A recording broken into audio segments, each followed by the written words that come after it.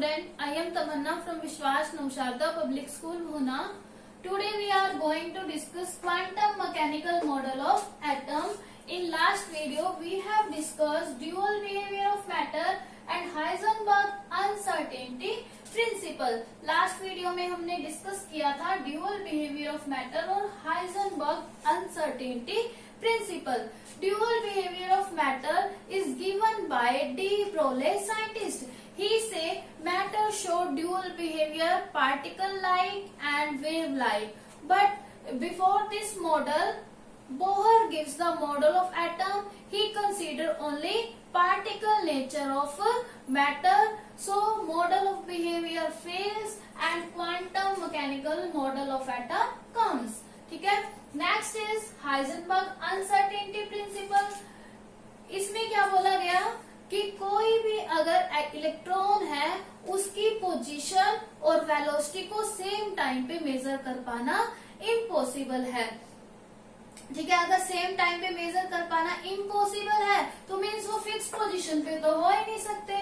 But Bohr says electron revolve in fix orbit, so it contradicts Heisenberg uncertainty principle and Bohr model fails and quantum mechanical model of atom comes. अब बात करते हैं quantum mechanical model की. इसमें क्या कहा गया कि जो इलेक्ट्रॉन है वो 3 डायमेंशनल स्पेस में मूव करते हैं. ठीक है. जो इलेक्ट्रॉन है वो ऑसिलेट करेंगे 3 डायमेंशनली. ठीक है. हम एग्जैक्टली मेजर नहीं कर सकते, एग्जैक्टली वॉच भी नहीं कर सकते. अगर 2 डायमेंशन है, फिक्स ऑर्बिटल में मेजर मूव कर रहे हैं बोहर की तरह, तब तो हम वॉच कर सकते हैं ना. But we can not see electron. ठीक है. अब क्या है कि जो इलेक्ट्रॉन है वो मूव कर रहे हैं 3 डायमेंशनल स्पेस में या फिर ऑसिलेट कर रहे हैं 3 डायमेंशनल स्पेस में. अब क्वांटम मैकेनिकल मॉडल की तो बात कर रहे हैं, बट हमें क्या पता होना चाहिए क्वांटम मैकेनिक्स क्या है. साइंस की ऐसी ब्रांच जिसमें हम मैटर के ड्यूअल बिहेवियर के बारे में बात करते हैं, उस ब्रांच को हम क्या बोलते हैं, क्वांटम मैकेनिक्स. अब ड्यूअल बिहेवियर जो है, देखो हमें ये पता है lambda is equal to h upon m v. ठीक है. और ये भी पता है delta x into delta p greater than equal to h upon 4 pi m. यहाँ से हमें पता है कि अगर मास क्या होगा, ज्यादा होगा, ठीक है, तो ये वाली वैल्यू क्या हो जाएगी, कम हो जाएगी. ठीक है. मास ज्यादा होगा तो ये वैल्यू कम हो जाएगी. ठीक है. लेकिन अगर मास कम होगा तो ये वैल्यू क्या है, कंसीडर हम कर सकते हैं. बट मोर मास के केस में हम ये वैल्यू कंसीडर नहीं करेंगे. सो मैक्रोस्कोपिक पार्टिकल जो होते हैं उनका मास क्या होता है, ज्यादा, तो उनके केस में हम जो मैटर का वेव नेचर है उसे हम नेग्लेक्ट कर सकते हैं. बट जो माइक्रोस्कोपिक पार्टिकल है जैसे इलेक्ट्रॉन, ठीक है, फोटोन, उनके केस में हम ड्यूअल नेचर को या फिर वेव नेचर को हम नेग्लेक्ट नहीं कर सकते. ये ड्यूअल नेचर की बात मेनली हम माइक्रोस्कोपिक पार्टिकल के केस में ही करते हैं. ठीक है. अब देखो जो ड्यूअल नेचर था या क्वांटम मैकेनिक्स था वो किसने इंट्रोड्यूस किया था, हाइजेनबर्ग और श्रोडिंगर ने. अब श्रोडिंगर ने क्या किया, एक इक्वेशन दी. ठीक है. Schrodinger the equation the curly square psi by curly x square plus curly square psi by curly y square. हमें इस इक्वेशन को लर्न नहीं करना. ठीक है. कुछ भी नहीं करना, हमें सिर्फ साई चाहिए. साई किस लिए चाहिए, क्योंकि हम इस पूरे चैप्टर में यही देख रहे हैं कि एटम की शेप कैसी होगी और उसके अंदर इलेक्ट्रॉन किस तरह से लाई करेंगे. बट अभी तक जितने भी मॉडल आए सभी फेल होते गए. ठीक है. अब लास्ट में ये मॉडल है quantum mechanical model of atom, जो हमें पूरे इलेक्ट्रॉन की ओरिएंटेशन बताएगा कि इलेक्ट्रॉन जो है वो एटम में किस तरह से लाई करते हैं. ठीक है. 8 pi square m by h square E minus v psi square equal to 0. ये है श्रोडिंगर वेव इक्वेशन. ठीक है. Sorry, this is psi. ये श्रोडिंगर वेव इक्वेशन है. इसमें क्या है, ये 3 कोऑर्डिनेट है इसमें, तो इसकी शेप कैसी है, 3D शेप, 3D शेप है इसकी, और हम क्या बोल सकते हैं, E psi is equal to H psi, ये भी बोल सकते हैं। जो एच है यहाँ पर वो क्या है, हैमिल्टन ऑपरेटर, ठीक है, या फिर एक मैथमेटिकल ऑपरेटर है जिसे हम क्या बोलते हैं, हैमिल्टोनियन, या फिर हैमिल्टन ऑपरेटर भी बोल सकते हैं, ये हायर क्लासेस में है।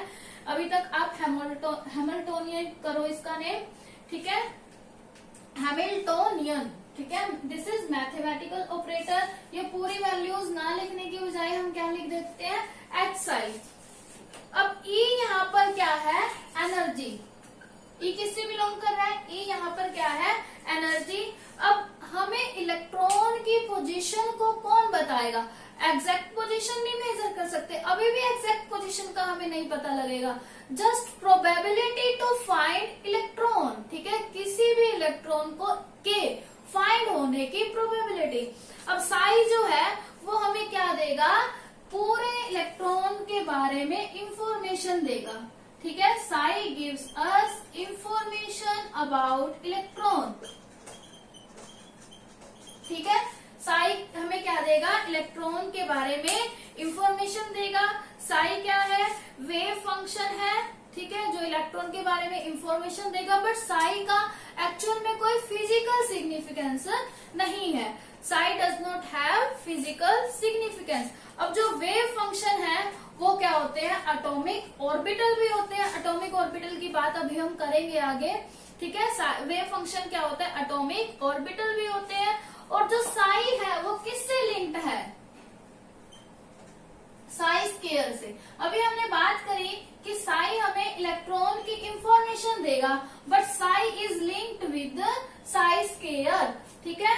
अब साई स्केयर क्या है, तो ये हमें बताएगा probability of finding electron in 3D shape, ठीक है, जो 3D शेप है एटम की, उसके अंदर इलेक्ट्रॉन हमें कहाँ मिल सकता है और किस पोजीशन में, किस ओरिएंटेशन में हमें इलेक्ट्रॉन मिल सकता है, उसके बारे में हमें कौन बताएगा, साई का मोड और फिर उसका स्केयर।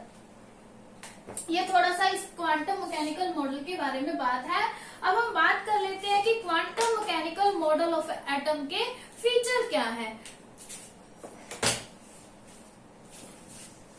राइट करेंगे यहाँ फीचर,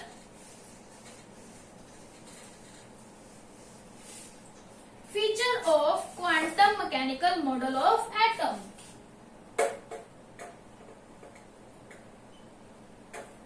सबसे पहले तो हम बात कर लेते हैं एनर्जी की, ठीक है। जो एनर्जी है किसी भी इलेक्ट्रॉन में, किसी भी इलेक्ट्रॉन की एटम में, वो कैसी है, quantized. The energy of electron in an atom is quantized. Quantized का मीनिंग आप जानते ही हो कि हर एक वैल्यू पे, हर एक एनर्जी पे, ठीक है, हर एक एनर्जी की वैल्यू पे जो इलेक्ट्रॉन है उसकी फाइंड होने की प्रोबेबिलिटी पॉसिबल नहीं है, तो एक फिक्स वैल्यू होती है जहां पे हमें इलेक्ट्रॉन मिल सकते हैं, ठीक है। ऐसा नहीं है कि कॉन्टिन्यूसली हर एक वैल्यू पे मिल रहा है, अलग अलग बीच बीच में से अलग अलग वैल्यू पे हमें मिल रहे हैं, तो उसे ही हम क्या बोलते हैं, क्वांटाइज्ड। अब नेक्स्ट है path of an electron in an atom can not be determined accurately, कि जो पाथ है of an electron can not determine accurately, कि हम एक्यूरेटली किसी भी इलेक्ट्रॉन का पाथ डिटरमाइन नहीं कर सकते।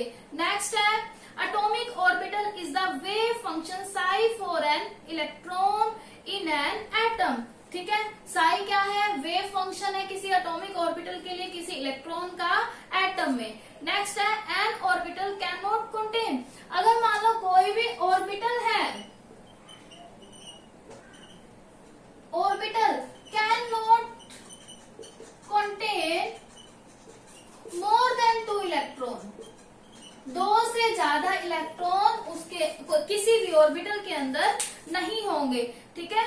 नेक्स्ट है in multi electron atom electron are filled in various orbital, ठीक है। जो मल्टी इलेक्ट्रॉन एटम होगा उसमें अलग अलग ऑर्बिटल के अंदर इलेक्ट्रॉन फिल होंगे, वो किसके अकॉर्डिंग होंगे, एनर्जी के इंक्रीजिंग ऑर्डर के अंदर, मतलब कि जैसे जिस ऑर्बिटल की एनर्जी लेस है उसमें पहले इलेक्ट्रॉन फिल किए जाएंगे, ठीक है, फिर एनर्जी बढ़ती जाएगी, उसके अकॉर्डिंग हम इलेक्ट्रॉन को फिल करेंगे। नेक्स्ट है साई स्क्वायर, जो है वो हमें क्या बताता है, प्रोबेबिलिटी ऑफ फाइंडिंग इलेक्ट्रॉन, ठीक है। यहाँ तक बात हुई कि फीचर की। अब साई स्क्वायर की जो वैल्यू है ना, बताता तो हमें है कि probability of finding electron, but Sai square is always positive, ये क्या होगा, हमेशा पॉजिटिव होगा। अब बात कर लेते हैं सॉल्यूशन ऑफ श्रोडिंगर इक्वेशन। अब इसमें क्या है मेनली सॉल्यूशन में, अब ई हमें क्या बताएगा, अलाउड एनर्जी लेवल, ठीक है। अब हमने क्वांटाइज की बात की थी, क्वांटाइज की बात हमने ये की थी ना, कॉन्टिन्यूसली हर एक एनर्जी पे हमें वो लेवल्स नहीं मिल पाएंगे, तो ये क्या बताएगा कि ई हमें बताएगा allowed energy level of electron, ठीक है। और साई क्या है, एटॉमिक ऑर्बिटल है। अभी हम बात करेंगे एटॉमिक ऑर्बिटल की। साई क्या है, एटॉमिक ऑर्बिटल है, और साई स्क्वायर क्या है, क्या बताते हैं हमें, प्रोबेबिलिटी ऑफ फाइंडिंग इलेक्ट्रॉन। अब बात करते हैं हम एटॉमिक ऑर्बिटल की। अब एटॉमिक ऑर्बिटल क्या है, ये 3D शेप में होते हैं। अब 3D शेप में तो है, बट ये हमें क्या बताएगा, ये हमें बताएगा कि how an electron locate in an atom, कि किसी भी एटम में इलेक्ट्रॉन जो है वो किस तरह से लोकेट करते हैं। अब शेप एंड ओरिएंटेशन है जो ऑर्बिटल की, ठीक है, जो ऑर्बिटल की शेप और ओरिएंटेशन है वो भी हमें यही बताएगी कि how and where electron are located in an atom. मतलब मेनली एटॉमिक ऑर्बिटल का काम क्या है, ये एक 3D शेप है जो हमें ये बताती है कि इलेक्ट्रॉन जो है वो एटम में कहाँ लोकेट करते हैं। अब एटॉमिक ऑर्बिटल, ठीक है, एटॉमिक ऑर्बिटल के बारे में हमें कौन बताएगा, सारी की सारी इंफॉर्मेशन जो है एटॉमिक ऑर्बिटल के बारे में वो हमें मिलेगी क्वांटम नंबर से, ठीक है। तो let we start quantum number. अब क्वांटम नंबर क्या है, क्वांटम नंबर भी यही है जो हमें इलेक्ट्रॉन के पूरे एड्रेस के बारे में बताते हैं, ठीक है, जो हमें which gives complete address of the electron.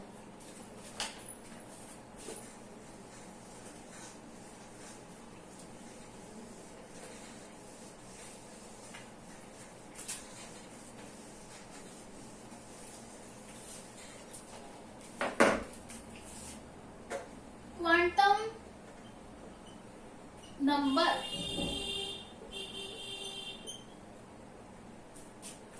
which gives complete address of electron,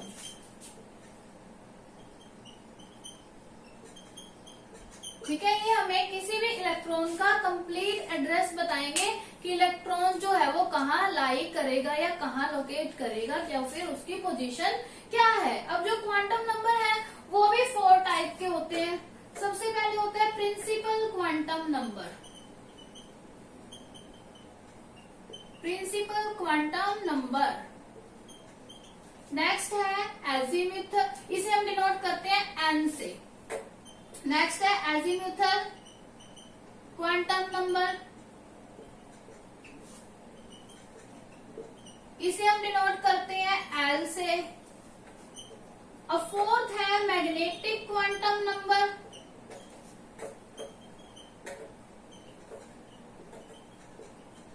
इसे हम डिनोट करते हैं एम से। नेक्स्ट है spin quantum number,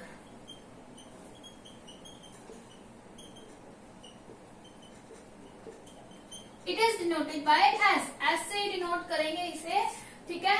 late we discuss first quantum number, that is principal quantum number. अब प्रिंसिपल क्वांटम नंबर है, अभी चलो एक बार बात करते हैं कि जो 4 क्वांटम नंबर है ना वो हमें पूरे इलेक्ट्रॉन की पोजीशन बता देंगे कि इलेक्ट्रॉन जो है वो कहाँ लोकेट करेगा या फिर उसकी पोजीशन क्या है, ठीक है। मतलब most of probability, completely accurately तो हम बता ही नहीं सकते, मोस्ट ऑफ द प्रोबेबिलिटी जहां भी हो सकती है इलेक्ट्रॉन के फाइंड होने की वो हमें क्वांटम नंबर से मिल जाएगी, ठीक है। जो इलेक्ट्रॉन है वो कहाँ मिलते हैं, हमें ऑर्बिटल में ही मिलते हैं। अब ऑर्बिटल क्या होती है, 3D शेप है, ठीक है। ऑर्बिटल क्या है, 3D शेप है, जहां इलेक्ट्रॉन के फाइंड होने की प्रोबेबिलिटी क्या है, मैक्सिमम है। वो हमने अभी इससे पहले भी बात की थी। तो बात करते हैं principal quantum number, it is denoted by m।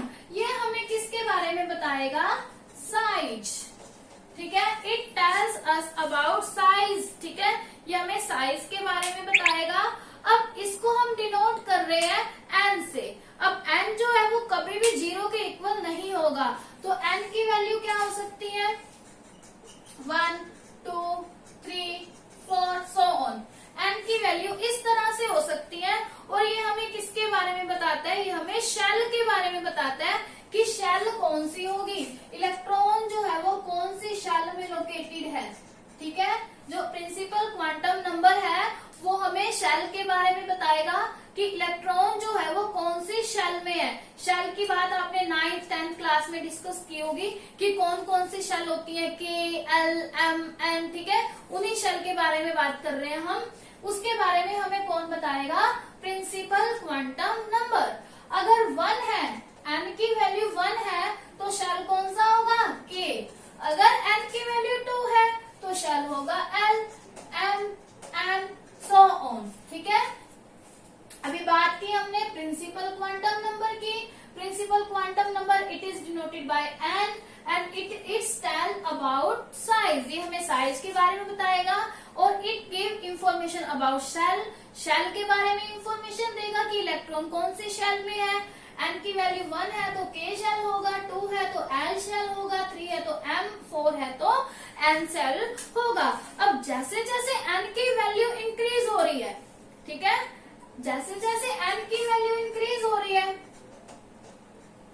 n की वैल्यू इंक्रीज होगी, साइज इंक्रीज होगा, ठीक है, तो उसकी एनर्जी भी क्या हो जाएगी, इंक्रीज हो जाएगी। अब देखो दिस इज न्यूक्लियस, सपोज करते हैं जैसे पहले जो मॉडल था उसके अकॉर्डिंग, दिस इज न्यूक्लियस। अब ये के शेल है, ये एम शेल है, ठीक है, ये n हुआ। अब जैसे n की वैल्यू इंक्रीज हुई तो साइज ऑफ शेल भी क्या हो गया, इंक्रीज हो गया। अब जैसे n पे वैल्यू 3 हो गई ना, तो साइज ऑफ शेल भी क्या हो गया, इंक्रीज, और इसकी एनर्जी भी क्या हो जाती है, ज्यादा, ठीक है। Means n increase, size increase और एनर्जी ऑल्सो इंक्रीज। और बात कर लेते हैं कि अगर n की वैल्यू लेस है, ठीक है, अगर n की वैल्यू लेस है 1 2 3, तो इलेक्ट्रॉन क्या होगा, न्यूक्लियस के ज्यादा पास होगा। वो आपको यहाँ दिखाई दे रहा है, n की वैल्यू 1 है तो न्यूक्लियस के ज्यादा पास है इलेक्ट्रॉन। अगर n की वैल्यू 2 है तो दूर चला जाएगा, 3 है तो दूर चला जाएगा। मीन्स जैसे जैसे n की वैल्यू इंक्रीज हो रही है तो इलेक्ट्रॉन जो है वो न्यूक्लियस से दूर जा रहा है, ठीक है। This is all about principal quantum number. Let me move on azimuthal quantum number. azimuthal quantum number it is denoted by n, l, it is denoted by l, ठीक है। l से हम इसे डिनोट करेंगे। अब l से हम इसको डिनोट करेंगे तो और ये हमें बताएगा किसके बारे में, ये हमें किसके बारे में बताता है, शेप के बारे में बताएगा, ठीक है। It tells about shape, shape के बारे में बताएगा। और जैसे वो किसको आइडेंटिफाई कर रहा था, एन शेल को आइडेंटिफाई कर रहा था, ये किसको करेगा, सब शेल को आइडेंटिफाई करेगा, ठीक है। L identify sub shell. अभी हमने बात करी एल की, बात करें तो एल की वैल्यूज क्या क्या हो सकती हैं, 0 to n-1, ठीक है। एल की वैल्यू क्या होगी, 0 to n-1, ठीक है। टेबल में लिखते हैं, n की वैल्यू 1 2 3 4, ठीक है। l क्या होगा, फॉर्मूला हमने क्या लगाना है, 0 to n-1। अब देखो 0 n-1, 1 0 मीन्स n 1 है तो l की वैल्यू क्या है, 0 है, ठीक है। और सब शेल कौन सा होगा, सब शेल कौन सा होगा, s, ठीक है। अगर n 1 है तो l क्या होगा 0 by this formula and sub shell कौन सा होगा s होगा।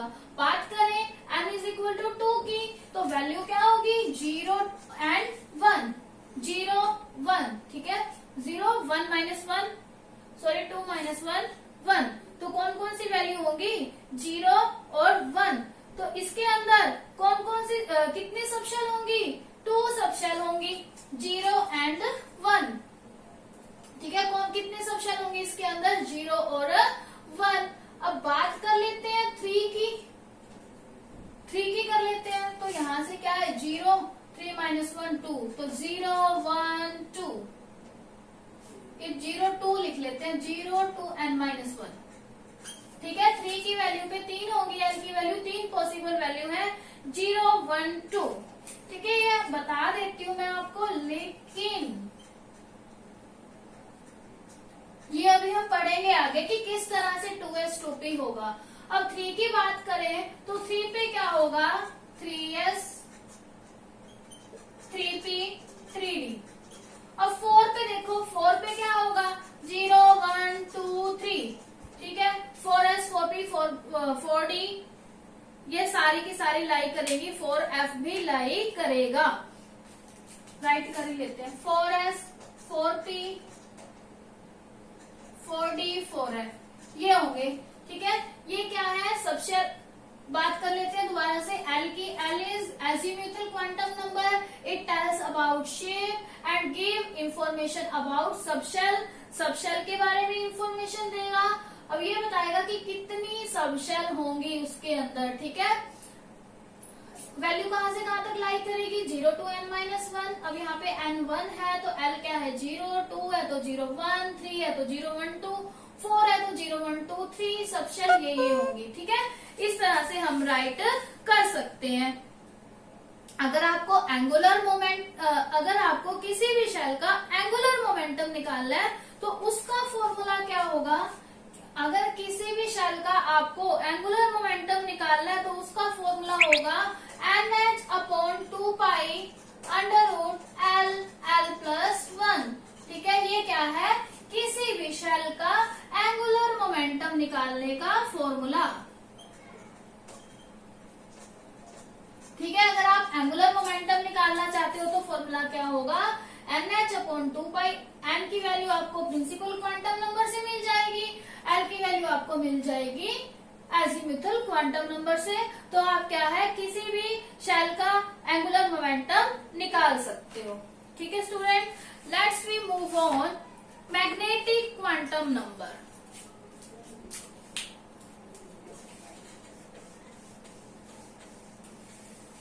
अब magnetic quantum number it is denoted by m। इसको हम डिनोट करेंगे m से डिनोट करेंगे ठीक है। और ये हमें किसके बारे में बताएगा कंप्लीट ओरिएंटेशन के बारे में बताएगा किसी इलेक्ट्रॉन की। और इसकी वैल्यू कहां से कहां लाई करेगी minus L2 plus L means L की जो भी वैल्यू होगी उसके माइनस से लेकर प्लस तक इसकी वैल्यू लाई करेगी ठीक है। अब हम बात कर लेते हैं L 0 1 2 3 4। अगर L 0 है तो M की वैल्यू क्या होगी M तो 0 ही होगा ठीक है। 1 है तो माइनस 1 0 1 2 है तो minus 2 minus 1 0 1 2 minus 3 minus 2 1 minus 1 0 1 2 3 ठीक है। ये होगी M की वैल्यू। अगर L की वैल्यू ये है मीन्स उसी डिजिट के माइनस से लेके प्लस तक M की वैल्यू लाई करेगी ठीक है। अगर आपको किसी भी ऑर्बिटल में नंबर ऑफ शेल निकालने हैं जैसे हमने बात की थी फर्स्ट वाले इसकी ठीक है। फर्स्ट जो है प्रिंसिपल क्वांटम नंबर हमें शेल के बारे में बताता है। अगर मान लो आपको किसी ऑर्बिटल में नंबर ऑफ शेल निकालने हैं तो नंबर ऑफ शेल निकालने का फॉर्मूला क्या होता है n स्क्वायर ठीक है। नंबर ऑफ शेल निकालने का फॉर्मूला क्या है n स्क्वायर। अगर हम बात करें नंबर ऑफ शेल निकालने का तो फॉर्मूला ये हो गया n स्क्वायर। अगर हम बात करें कि number of orbital in a sub shell ठीक है नंबर ऑफ ऑर्बिटल इन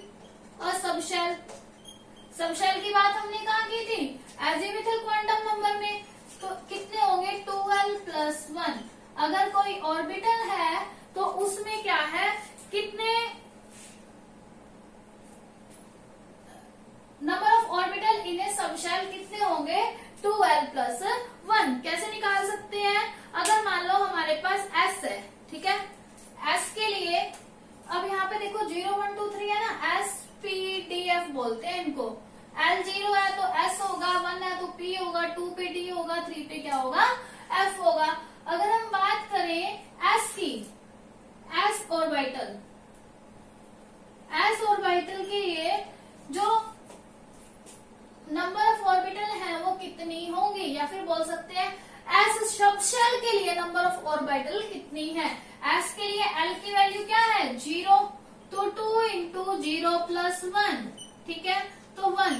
अगर हमारे पास एस सबशेल है तो उसके अंदर ऑर्बिटल कितनी है 1।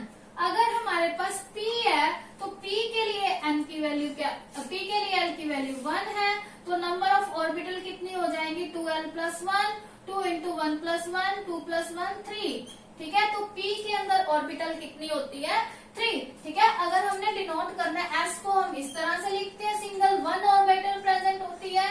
P को हम इस तरह से लिखते हैं, 3 ऑर्बिटल प्रेजेंट है इसके अंदर, P सबशेल के अंदर। अगर हम बात कर लेते हैं D की, D के लिए L क्या है 2, D के लिए L 2 है, तो 2 इंटू 2 प्लस 1 कितना हो गया 5, तो D के अंदर 5 ऑर्बिटल प्रेजेंट है इस तरह से 1 2 3 4 5 इस तरह से। अगर हम बात कर लेते हैं F की, तो F में कितनी होंगी 3 इंटू 2 प्लस 1 7, F में 7 होंगी। इलेक्ट्रॉन कितने होंगे 14। हमने जब मॉडल डिस्कस किया था ये बात की थी कि किसी भी ऑर्बिटल के अंदर 2 से ज्यादा इलेक्ट्रॉन नहीं हो सकते, मीन्स 2 तो होते ही हैं, तो मैक्सिमम इलेक्ट्रॉन एस सबशेल में कितने हो सकते हैं 2। मैक्सिमम इलेक्ट्रॉन P में कितने हो सकते हैं 2 4 6 6, D में कितने हो सकते हैं 10। तो F के अंदर 7 ऑर्बिटल है, तो F के अंदर कितने इलेक्ट्रॉन हो सकते हैं 14, ठीक है। ये हमारी कुछ इंपॉर्टेंट बातें थी।